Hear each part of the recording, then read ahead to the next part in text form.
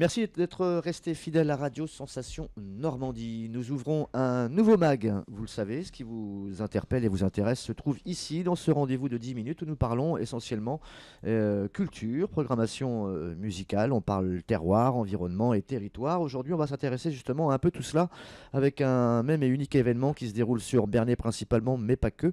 C'est le Festival du film Nature et Environnement qui a ouvert ses portes ce 10 octobre et qui va se prolonger au-delà de ce mois d'octobre jusqu'au mois de novembre. Et pour en parler avec nous, parmi les créateurs, la MJC de Bernay et Nathalie Soyeuse, chargée de communication, entre autres de ce festival, c'est pour ça qu'elle est là, et aussi programmatrice. Elle a dû en voir beaucoup de films. Nathalie, bonjour. Bonjour.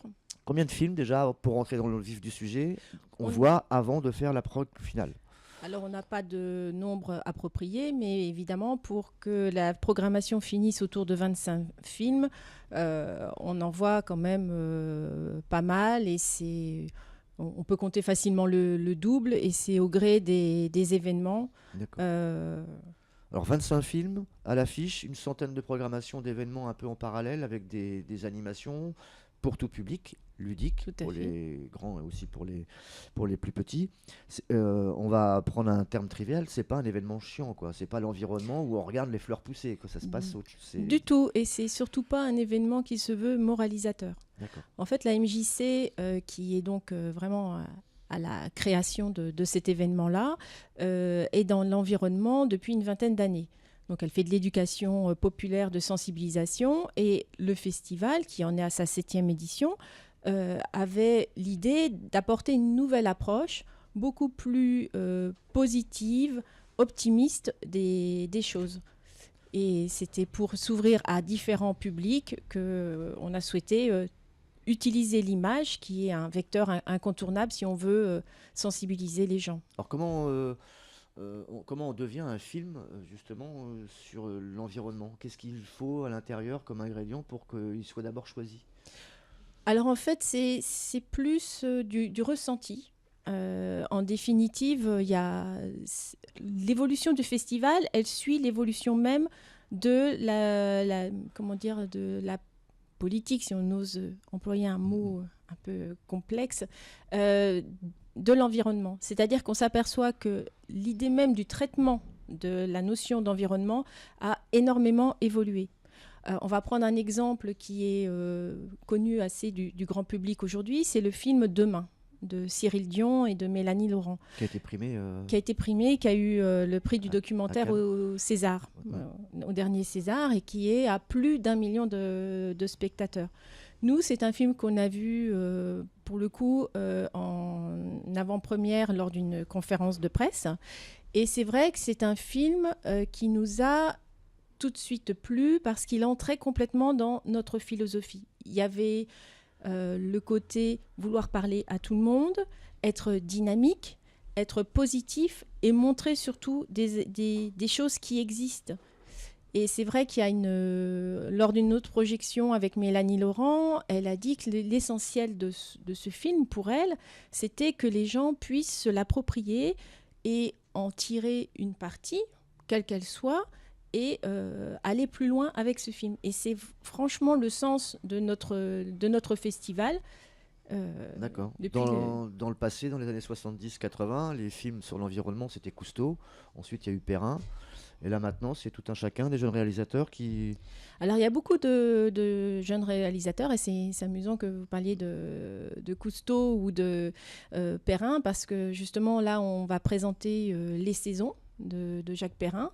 Donc là, qui est pour le coup un film cinéma. Sans animaux ou pas? Avec des animaux. Ça retrace toute l'épopée justement de l'âge d'or de la forêt, la vie des animaux et l'intrusion de l'homme là-dedans. Mais c'est un film européen ou c'est tourné en France? Honnêtement, je saurais plus. Donc c'est global. Oui, et pour parler de Cousteau, il y a donc aussi, on programme l'Odyssée. D'accord. Qui est un film fiction avec Lambert Wilson et Pierre Ninet, Audrey Tautou, que l'on a vu aussi en avant-première.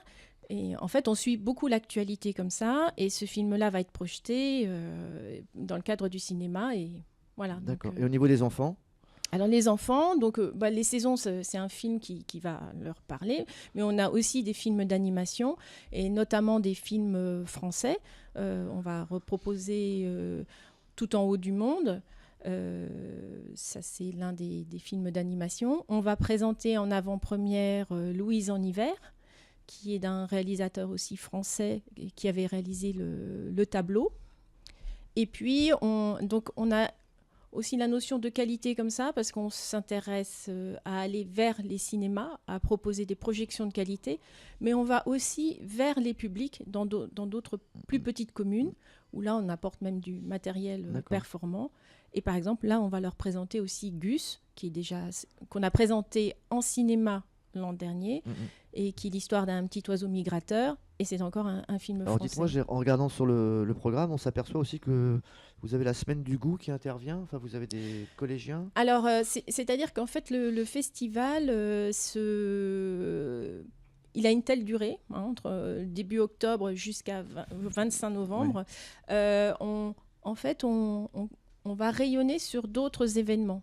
Alors, il y aura la semaine du goût avec un film comme Regard sur nos assiettes qui est plus spécifique. Le potager de mon grand-père, j'ai vu moi. Alors, le potager de mon grand-père, là, c'est...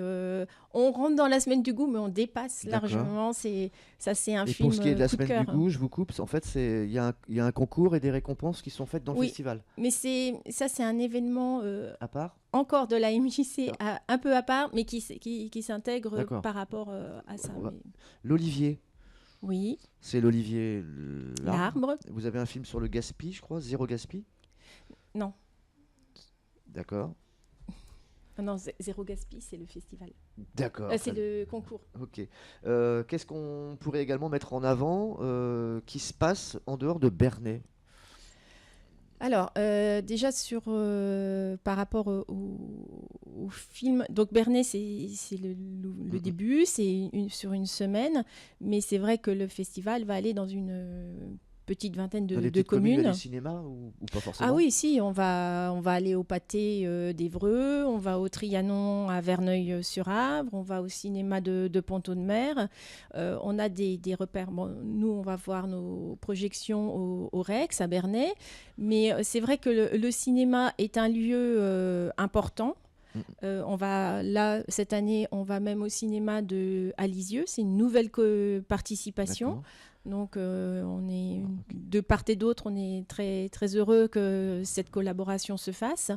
Et c'est vrai que c'est le sentiment de vouloir proposer quelque chose de qualité et qui soit du divertissement et en même temps proposer quelque chose qui laisse un petit message, une petite prise de conscience. Voilà, c'est divertir. Il y a une réalisatrice, Isiar Bolan, qui est celle du film de fiction L'Olivier, qui a dit voilà, il faut divertir les gens, mais en leur laissant aussi la possibilité de réfléchir. Vous avez des conférences ? Oui, alors le festival, c'est des projections, c'est des animations, des conférences. J'ai vu qu'on allait parler de papillons, d'araignées, voilà. C'est un rapport avec le festival. Ah ben complètement, c'est-à-dire que en fait, les projections ou les films sont en quelque sorte un support pour ouvrir davantage. C'est-à-dire qu'on ne se cantonne pas à une projection. Et d'ailleurs, les projections sont souvent accompagné de présentations. Moi, je fais souvent la présentation de films. Ensuite, on peut avoir des échanges. L'intérêt, c'est de pouvoir échanger aussi avec la salle et d'apporter des actions des acteurs locaux. Par exemple, sur le potager de mon grand-père, on a associé 1000 et un légumes parce qu'il y a une question de semences.